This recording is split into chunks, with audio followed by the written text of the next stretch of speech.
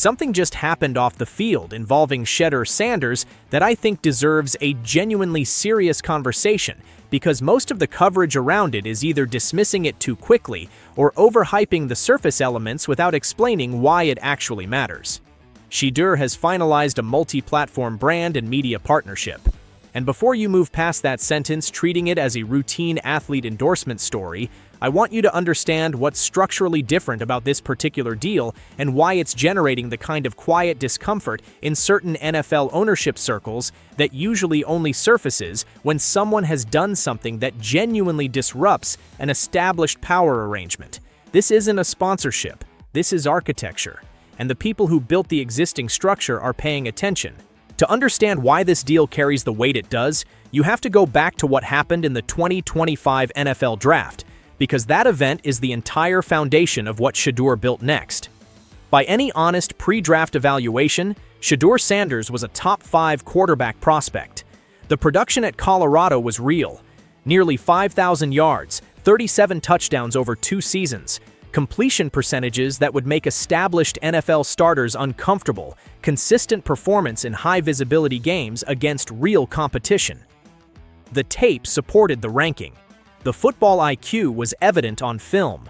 The leadership qualities that organizations claim to prioritize in their franchise quarterback searches were observable and documented.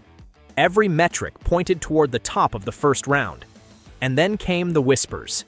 I've seen this pattern run before, and I think most honest observers have too. It never starts as a direct criticism.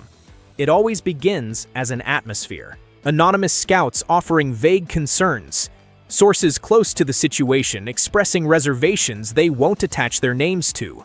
The language of character and fit and intangibles, deployed specifically because those categories resist measurement and verification. Shedeur was too confident, too expressive, too reminiscent of his father in ways that certain evaluators apparently found threatening rather than promising. He wore jewelry to the combine. His interviews didn't produce the performative deference that some teams had come to expect from quarterbacks auditioning for their franchises. And team by team, the calls got quieter.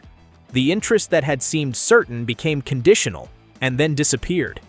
Draft night played out the way it played out.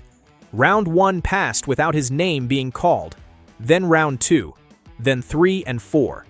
Pick 144, the Cleveland Browns, 5th round, was when Shedeur Sanders finally heard his name. The player whom analysts had ranked as the top quarterback in the class, the player with the production and the process and the demonstrable football intelligence, went 143 picks after quarterbacks whose film didn't support their draft positions by any serious comparative analysis. I've thought carefully about how to describe what that night represented, and I keep arriving at the same word: institutional. That draft result wasn't random variance. It was an institutional signal, delivered collectively by an industry that had decided, through whatever combination of genuine evaluation and less examined biases, that this particular young man needed to be reminded of his place in the hierarchy before he'd even taken a professional snap.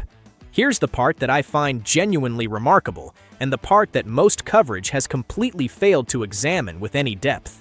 While television analysts were debating Shedeur's attitude and Instagram presence and whether his confidence was a warning sign rather than an asset, his team was having a completely different set of conversations. Not with NFL franchises, not with agents managing the fallout from a draft slide, with brands, with media companies, with partners who had watched what happened and understood something that the league's old guard had catastrophically miscalculated. The draft slide didn't damage Shedeur Sanders' brand. It made it more powerful, by an enormous margin. Think about what the NFL actually created with that draft night. They took a young black quarterback from a school with deep historical significance, someone who had produced at an elite level in one of the most scrutinized college environments in recent memory, and they sent him a message in the most public way the league has available. They made him wait through 143 selections while the room watched. For a generation of young fans who already harbor deep skepticism about the fairness of how the NFL evaluates and values certain players, that image carried enormous resonance. The underdog narrative practically wrote itself, and it didn't require Shedeur to do anything except exist and continue working, because the villain of the story had been cast by the draft process itself. What Shedeur and his team understood, and this is where the business sophistication becomes genuinely impressive, is that a narrative with that kind of emotional power doesn't stay abstract. It converts. It converts into following, into engagement, into the kind of audience loyalty that brands and media platforms spend enormous resources trying to cultivate and almost never achieve artificially. The story of the most talented quarterback in the draft being overlooked and undervalued by the very institutions that were supposed to recognize his ability. That story resonates with people who have nothing specifically invested in football. It resonates because it maps onto experiences that extend well beyond sports. And Shedeur's team moved quickly to build infrastructure around that resonance before the momentum dissipated. The deal he's finalized involves equity stakes, actual ownership positions in the platforms distributing his content, rather than the flat-fee endorsement arrangements that represent the traditional ceiling of athlete-brand partnerships. That distinction is the entire story.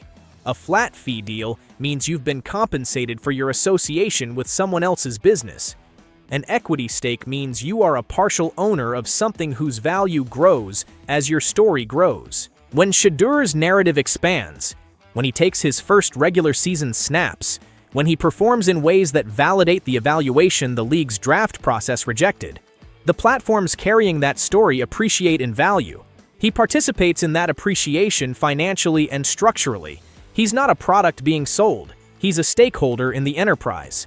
I want to be direct about why this particular arrangement makes certain NFL ownership circles uncomfortable, because I think dancing around it would undersell the actual dynamic. The traditional NFL power structure between franchises and players, particularly quarterbacks, has operated on a relatively stable set of assumptions for decades. The team controls the platform. The team controls the narrative access. The team controls the distribution of visibility that turns a football player into a cultural figure. A quarterback's leverage has historically been almost entirely contingent on what happens on Sunday, because Sunday performance determined whether the organization chose to amplify or minimize the player's public presence.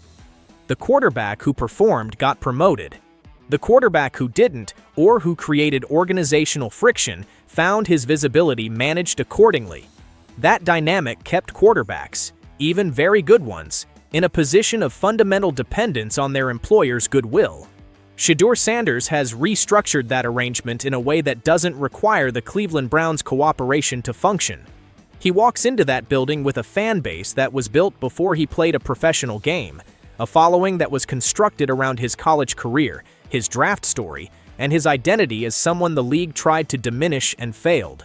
He walks in with media infrastructure that generates income and audience engagement independently of whether Todd Monken decides he's the Week 1 starter.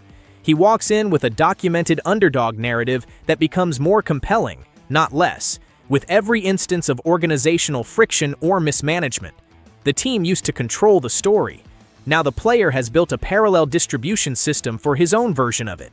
That is not a subtle shift. That is a structural renegotiation of how power works in this relationship. Jerry Jones has operated the Dallas Cowboys for over 3 decades on the principle that the franchise is the brand and players are components of it. Valuable, promoted, celebrated when they perform, but ultimately dependent on the Cowboys' platform for their wider cultural relevance. That model has worked because it's been accurate. The team's reach has historically dwarfed any individual player's independent reach. What Shedeur's arrangement represents is a quarterback entering the league with the infrastructure to challenge that imbalance before his professional career has even properly begun. That's genuinely new, and the owners who have built their business models around the old arrangement are watching it happen with understandable concern. Now I want to address the football directly, because the off-field story is meaningless if the on-field case collapses.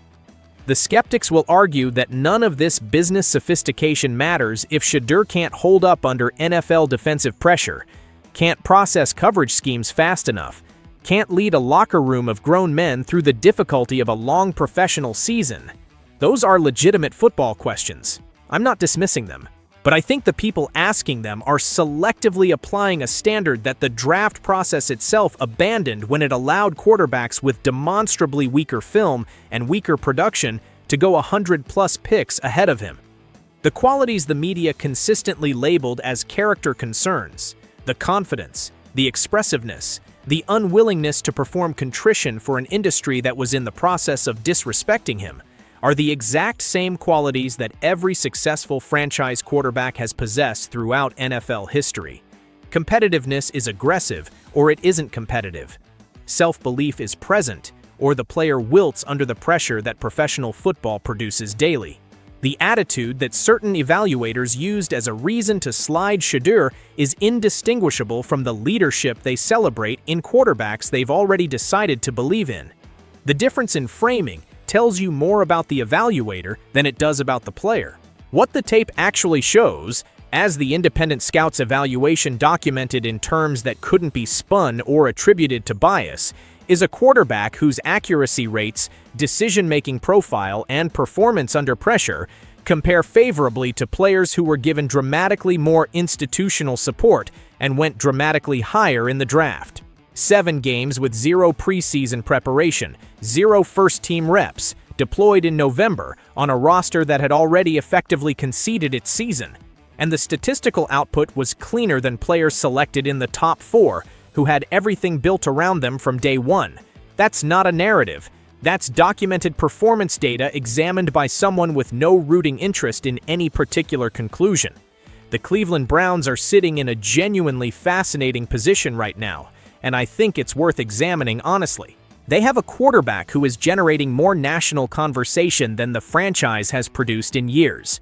They have a player whose off-field infrastructure means that the story of what happens to him in Cleveland, whether they develop him properly or misuse him, will be documented and distributed to an audience that is already emotionally invested in the outcome. If the Browns give Shedeur legitimate first-team reps, build their offensive system around his development, and let the football process play out the way Munkin's reported commitment suggests it will, they win. The franchise benefits from the association with a player whose story was already compelling and whose talent, given proper conditions, appears to justify the pre-draft evaluations that placed him at the top of the class. But if they hedge, if they let organizational politics or ownership pressure or the weight of the Watson contract push them toward the kind of half-measure approach that has characterized Cleveland's quarterback decisions for too long, then Shedeur has the platform to tell that story from his own perspective to an audience that arrived already believing the league was capable of exactly that kind of institutional failure. That's the discomfort. That's what makes this different from the normal friction between a young player and a franchise adjusting to each other. The consequences of getting this wrong aren't contained anymore. They're distributed.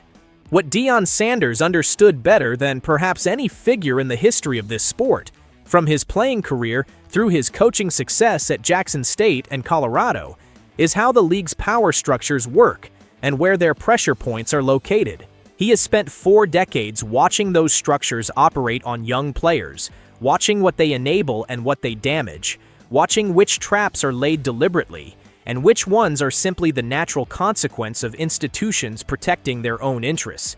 He did not raise his son to be unprepared for any of that. The business deal Shedeur just finalized isn't an impulsive response to a draft night slight. It's the execution of a plan that was probably being developed well before the draft process made its conclusions known, because the people closest to this situation understood the environment they were entering and prepared accordingly. LeBron James built his business empire in year 8 of a professional career that had already established him as the best player in the world. The infrastructure was built on top of a foundation of undeniable performance that took years to construct. What Shedeur is doing, building multi-platform equity stakes and independent media infrastructure before his first professional start, is something genuinely different in its timeline and its strategic intent.